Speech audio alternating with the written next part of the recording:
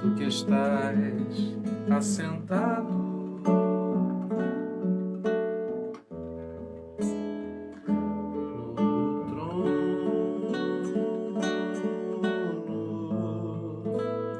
sempre reinando, soberano.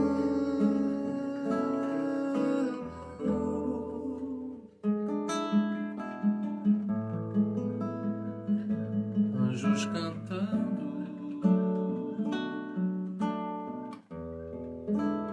homens louvando,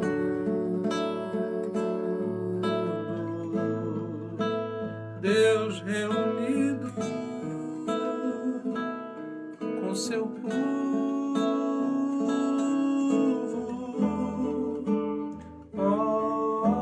Alfa, Ômega, Cristo, Filho, ó vem, ó vem, ó vem, Senhor Jesus.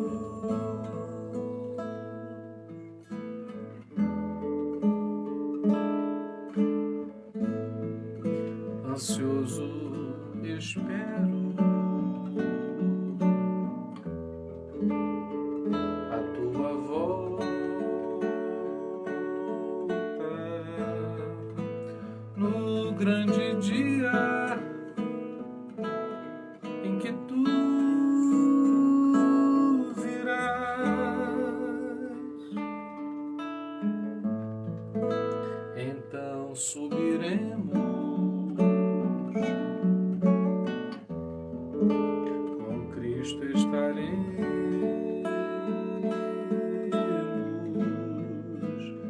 para sempre.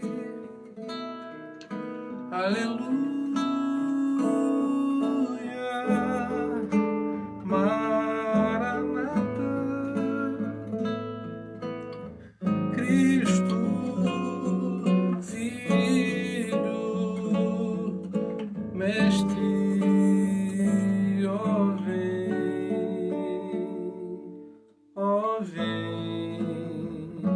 ó vem, Senhor Jesus.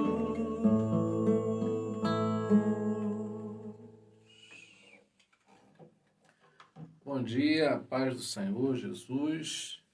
Esse é o último estudo desse ano e nós hoje vamos falar sobre a ceia do Senhor. A gente está encerrando também essa série de mensagens, essa sequência de mensagens que nós trouxemos sobre por que existimos como Igreja do Senhor.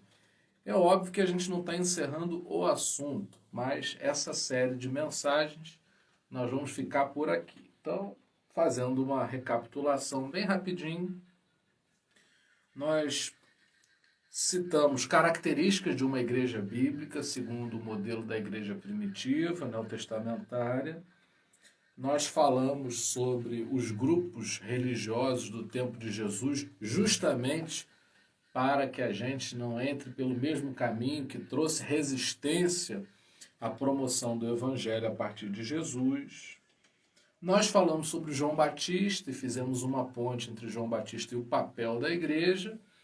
E assim como João Batista anunciou, colocou Jesus em primeiro plano e ficou em segundo plano, não importa que ele cresça ou diminua, nós falamos sobre a centralidade do Evangelho na pessoa de Jesus como papel da igreja, falar de Jesus, anunciar Jesus, e chegamos a falar sobre tanto a primeira mensagem da igreja, que foi a morte e a ressurreição de Jesus. Essa foi a primeira mensagem da igreja primitiva e falamos sobre atribuições do Senhor Jesus segundo ele mesmo.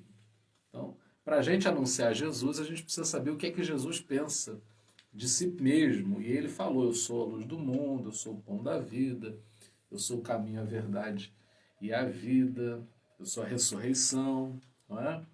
Então, falamos algumas coisas que pontuaram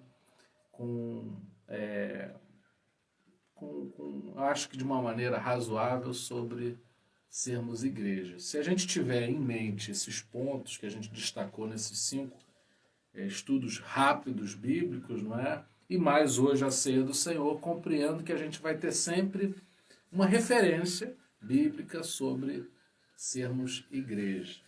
Tá bom? Bom, a ceia do Senhor ela é um sacramento muito especial, porque o próprio Senhor Jesus, nós cremos, ele é o celebrante. O próprio Jesus celebra e é o motivo da celebração, não é? A ceia do Senhor, ela consegue unir o céu e a terra. Então, é muito especial para a igreja. Não existe igreja sem que haja celebração da ceia do Senhor. A ceia é louvor, ao mesmo tempo a ceia é oração. E eu quero falar algumas características, e eu vou estar sempre acompanhando essas características com citações bíblicas, para a gente não se esquecer. Toda ceia tem que ter essas características que eu vou citar aqui e vou falar de maneira breve. E aí já quero aproveitar e convidar a todos que estão assistindo.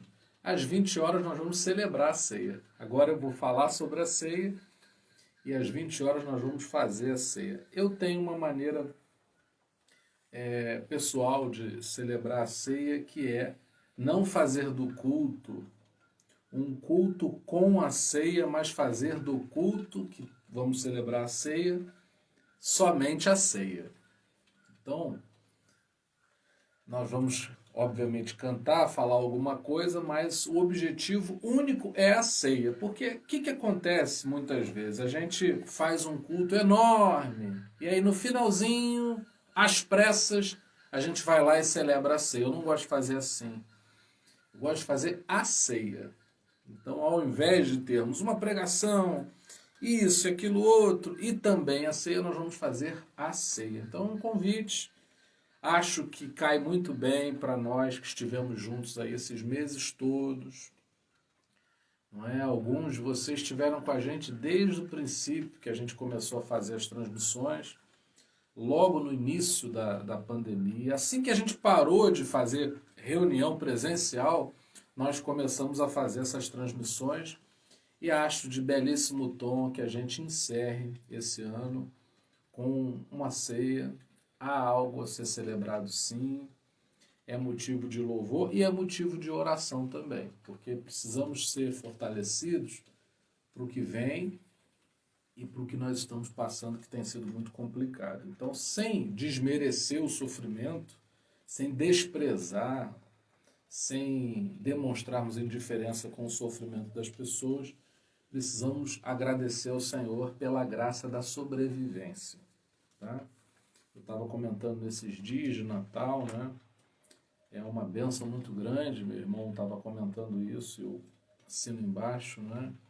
Eu, por exemplo, tenho pai e mãe vivos e pude passar o Natal com eles. Então, é uma grande bênção, não é?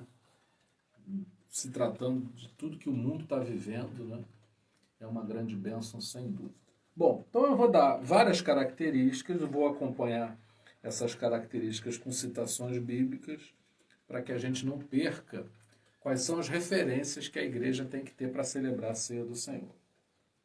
Bom, o primeiro ponto que eu gostaria de falar é que a ceia é um momento de ação de graças. Eu quero ler com você. Quem estiver acompanhando aí com a gente, se puder, à medida que eu citar o versículo, inscrever, aí fica mais fácil para quem for chegando, tá? Então, ação de graça, Lucas 22, verso 17. Lucas 22, 17 diz assim: E tomando o cálice, havendo dado graças, disse: Tomai-o e reparti-o entre vós. Então, a ceia, ela deve ser um momento de ação de graças. Então, por que uma igreja tem que cear?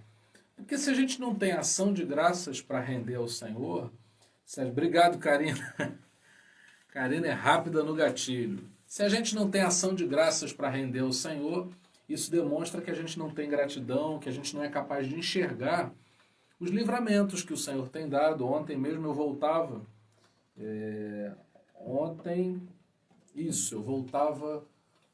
Anteontem nós voltávamos de Campos, né? E demoramos muitas horas para chegar, muita chuva. Eu tenho que reconhecer que o Senhor me trouxe, que me deu livramento, não é?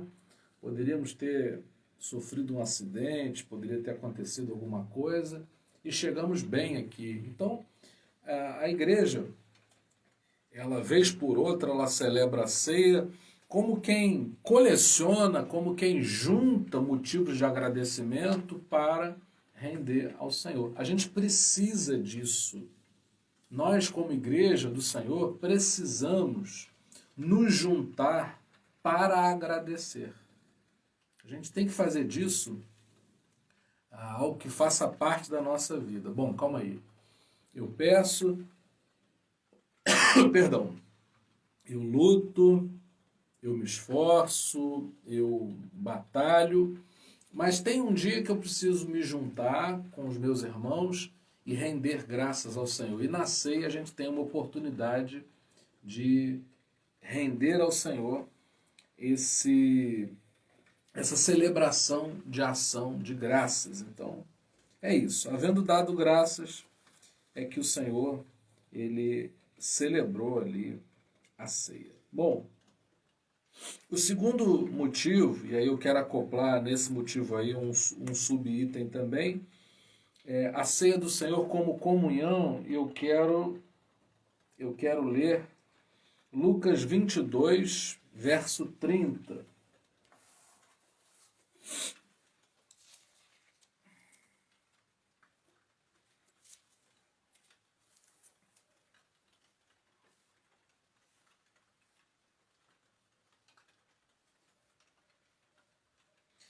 Para que vocês possam comer e beber à minha mesa no meu reino e sentar-se em trono julgando as 12 tribos de Israel. Lucas 22, verso 30. Bom, essa comunhão não é apenas um encontro, não é um encontro de entretenimento, simplesmente. Bom, é um encontro, é uma comunhão entre pessoas que é muito séria. E eu quero resumir em 2 palavras, não é? A gente celebra a nossa comunhão apoiando as pessoas e precisamos nos sentir apoiados por elas. Então, Tiago, a ceia é um lugar em que eu preciso firmar o meu compromisso contigo de te dar apoio.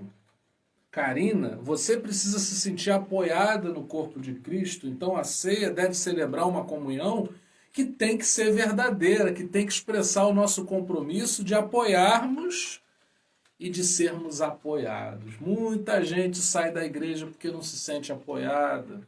Muita gente está na igreja e não consegue perceber que precisa estender a mão, precisa apoiar. Então aí a gente já vê que não é lugar de julgamento, não é lugar de tratar as pessoas com preconceito, de estabelecer punições para as pessoas, mas tem que ser um lugar de apoio e das pessoas se sentirem apoiadas. Eu quero dar 3 palavras que eu acho que devem gravitar, né, em torno dessa ideia, dessa consciência de apoio, que é perdão, fé e amor. Precisamos sempre refletir, não é? Estudo bíblico é para a gente refletir se a nossa vida está batendo com o que a palavra nos ensina a fazer. Essa rede de apoio que precisa estar viva na nossa comunhão ela tem que ter perdão. Eu tenho que estabelecer um contato com meu irmão que traga, em que eu perdoe, que eu me sinta perdoado. Igreja é lugar da gente se sentir perdoado, porque, em primeiro lugar, vejamos, o que nos associou, o que nos agregou ao corpo de Cristo foi justamente o perdão de Jesus.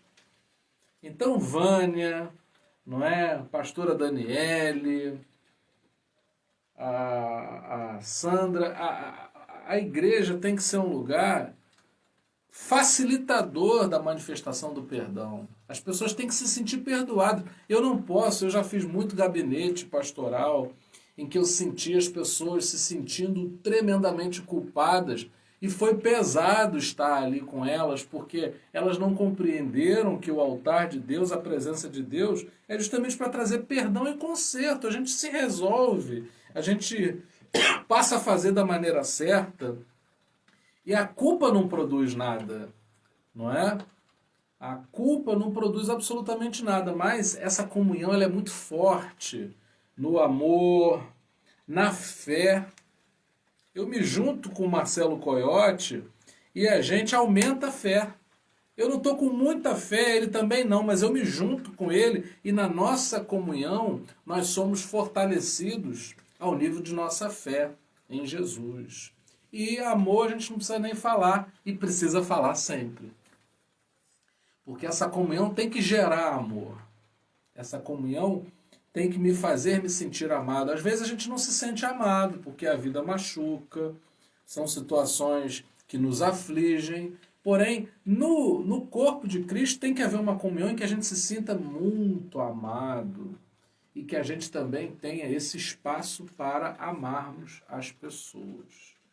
Então, é uma comunhão que não pode ser plástica. Essa comunhão, ela não pode ser superficial. O desafio é que essa comunhão seja uma comunhão viva que se expresse nesses termos de perdão, de fé, de amor, rede de apoio. Apoio, essa palavra tem que estar viva. Eu preciso dar apoio ao meu irmão.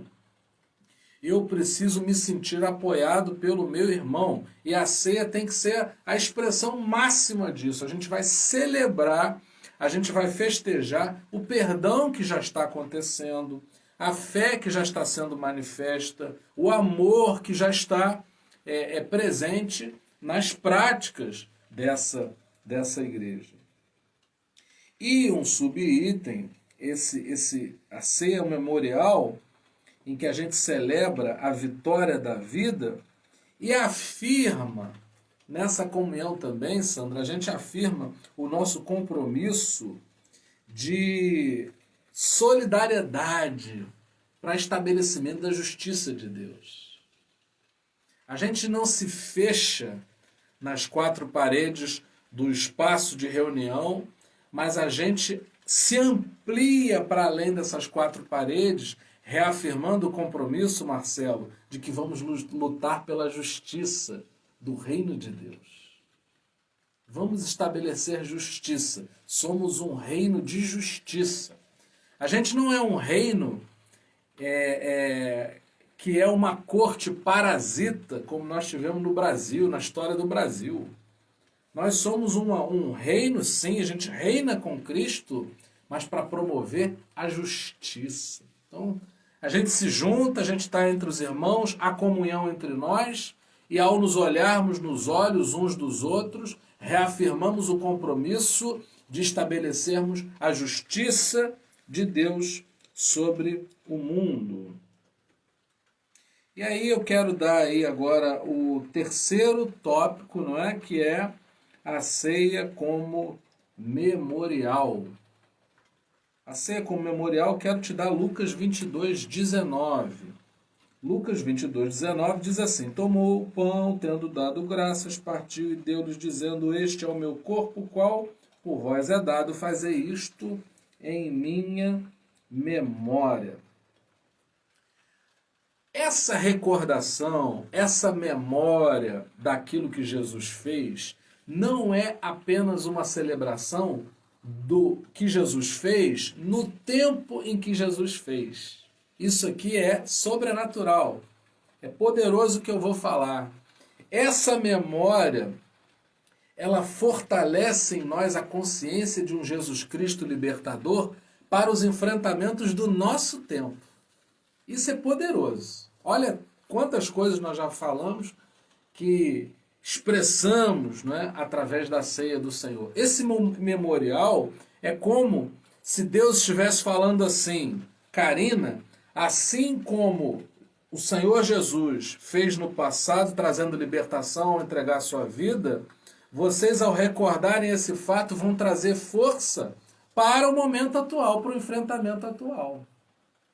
O povo de Israel sofria os desmandos do Império Romano, não é? Havia muita injustiça, havia muito sofrimento por parte das pessoas, e aí o estabelecimento do reino trouxe a libertação para aquele povo. É bem verdade que aquele povo não discerniu que estava sendo liberto, que estava diante da libertação, mas quando eu celebro essa memória, eu trago a liberdade para dentro de mim.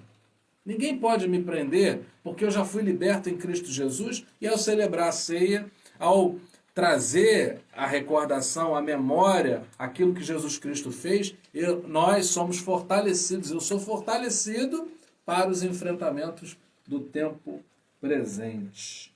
Ao longo de toda a história, Jesus Cristo trouxe libertação. Ele é o mesmo ontem, hoje, eternamente. Bom, o quarto item, eu tenho a ceia do Senhor como um tempo de renovação da aliança, não é?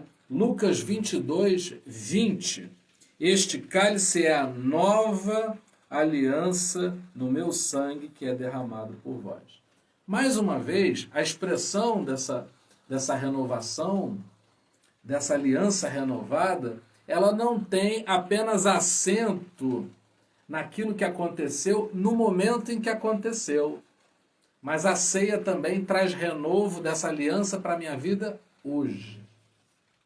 Então, se um pastor ele estiver, por exemplo, tratando com uma ovelha, uma das coisas que é importante ele perguntar é o seguinte: há quanto tempo você não ceia?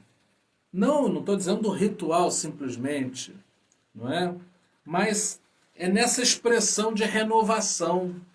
Porque normalmente as igrejas celebram a ceia uma vez por mês, não é? E nesse período, se a gente leva aquilo a sério, vivermos aquele momento, o que acontece conosco? Nós temos um renovo que vai sustentando a nossa vida até o próximo momento em que vamos necessitar, carecer de renovo mais uma vez. Então isso é uma estratégia. A ceia do Senhor é uma estratégia para a permanência dessa fé viva no coração do crente. Ele se aplica a cada ceia, buscar e receber da parte do Senhor o renovo. Às vezes, o que a gente está vivendo é cansaço. Às vezes nós estamos esgotados. Às vezes nós lutamos muito por alguma coisa e trouxe um cansaço para a nossa vida. Então, precisamos do renovo. Quando você está cansado, parece que tudo cai mal, você não tem apetite, você não tem disposição, parece que as coisas não têm a qualidade que as pessoas estão dizendo que tem, porque você está tão cansado que isso altera a tua maneira de ver as coisas, mas quando você é renovado, tudo muda, você já começa a ver as coisas de uma maneira completamente diferente. Então, a ceia traz esse renovo. A gente aflui para essa celebração de ceia, porque a gente sabe que nós seremos renovados. É uma espécie, Karina, de atualização da renovação. Bom, às vezes eu tenho que atualizar meus dados cadastrais num determinado lugar. Às vezes eu tenho que atualizar uma informação. Né? Às vezes, ao longo do tempo, meu número de telefone mudou, eu preciso atualizar o meu cadastro junto a uma clínica, a um hospital, algum tipo de serviço, porque se eu não estiver atualizado, eu não vou ser notificado daquilo que foi importante para mim. Então, os crentes, Sandra, Beatriz, Vânia, Karina, Isilda, eles têm que buscar a atualização do céu. Porque quando eu estou atualizado com o céu, eu vou recebendo as notificações do céu, as bênçãos, as promessas, não é? As ações a serem tomadas, a direção, o propósito. Tem gente que está ultrapassado, tem gente que está obsoleto, tem gente que ainda está usando coisas que não se usam mais. E essa atualização ela vem do céu para nós. Não é o homem que atualiza a revelação. É Deus que atualiza a revelação dele para a nossa vida, para os nossos tempos, para os nossos enfrentamentos do nosso tempo presente. E isso é algo que acontece na ceia também do Senhor, a renovação. E o último aqui, a última característica que eu gostaria de falar sobre a ceia é justamente a ceia como uma refeição que vai prefigurar o banquete messiânico. Ou seja, a ceia também é algo que nos traz à memória que Jesus Cristo vai voltar. Eu quero dar para você Lucas 22:16. Aí é o sentido, né, escatológico da ceia, messiânico, né, o banquete messiânico. O 22:16, digo-vos que não a comerei mais, até que ela se cumpra no reino de Deus. Então há uma promessa. Existe uma promessa de que um dia cearemos não mais nos nossos locais de reunião, nas nossas igrejas, nos templos, nesse tempo de pandemia e isolamento social, nas casas, não é? E há uma promessa de que um dia, finalmente, nós cearemos no céu. Jesus ele deixa claro nesse versículo que ele deseja voltar e ele quer fazer isso com todos nós. Então há uma alegria. Então, eu quero mostrar aqui para você numa conclusão, fechando tudo que a gente falou, não é? A ceia a gente vê o ideal de Deus, do seu reino. Você tem ação de graças, a gente reconhece e proclama que tudo pertence ao Senhor.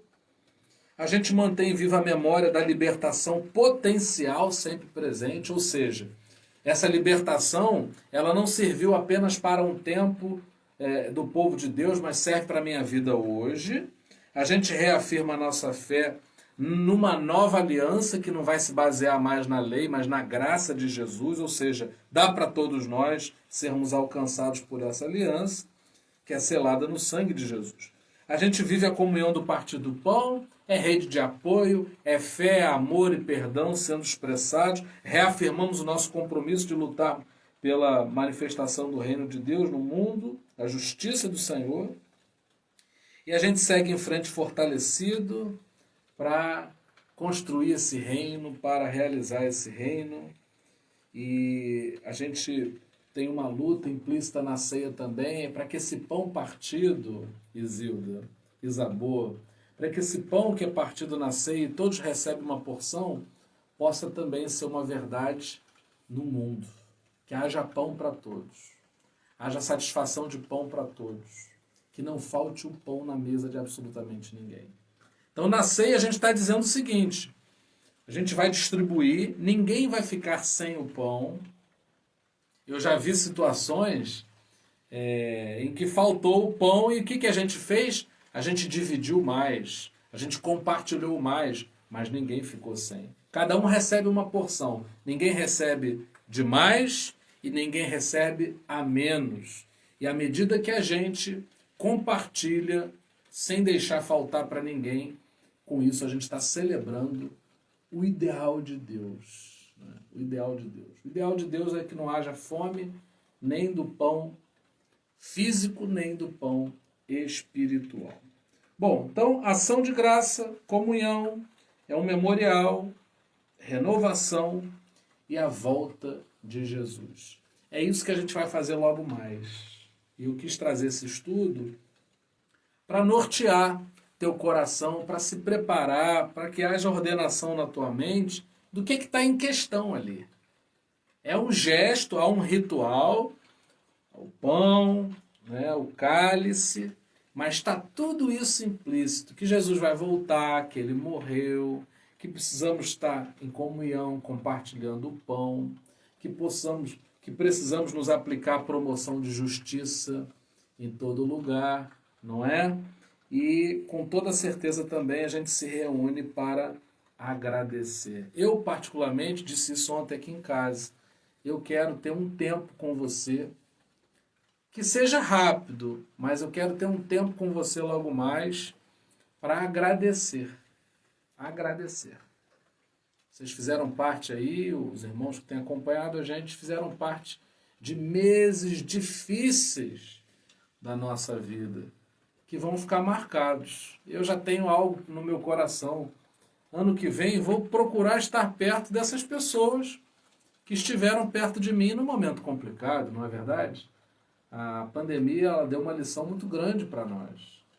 E acho que a ceia ela nunca mais vai ser celebrada da mesma maneira. Ângela, Isilda, não é, Beatriz, a gente nunca mais vai celebrar, cara, na ceia da mesma maneira, porque com tudo que passamos esse ano, vimos a importância da nossa comunhão, a importância de apoiarmos e o quanto é importante para nós nos sentirmos apoiados, não é? Então, tudo isso, eu esperei bastante tempo para celebrar essa ceia, porque acho que era de bom tom que a gente esperasse esse final, esse desfecho, porque há algo para celebrar sim. Né? No meio de tudo isso, a gente ainda está firme no Senhor Jesus. Tá? Então eu quero encerrar por aqui, quero agradecer aí a presença de todos vocês, Beatriz, Ângela que chegou agora, Isilda, Isabô, querida, Karina, o Luiz Cláudio, Marcelo, a Vânia, Tiago, meu querido, Tiago, amigo, Daniele Costa, pastora querida, pastor Géder, a Mary, o esposo, a Xana, que está lá na Itália, João Holanda, queridão, a Selene, o esposo também, Marco, gente boníssima, Ernestina, Davi, Vânia, a Claudiane, minha amiga. Bom, todos vocês estão convidados aí para participar conosco logo mais, às 20 horas, a gente fica por aqui. Lembrando que se você pegou o estudo pela metade, não há problema nenhum. Eu agora mesmo vou subir esse estudo bíblico para o YouTube e lá você tem no nosso canal da Terapia de Cristo uma playlist só de estudos bíblicos. E aí você vai ter 6 estudos bíblicos. Quero anunciar também que ano que vem nós vamos iniciar estudos bíblicos sobre o Espírito Santo. Vai ser tremendo o que Deus vai fazer na nossa vida sobre o Espírito Santo, tá bom? Então, os domingos, 9 horas, você reserva aí para a gente aprender juntos, experimentarmos mais do Espírito Santo na nossa vida. Um beijão a todos vocês.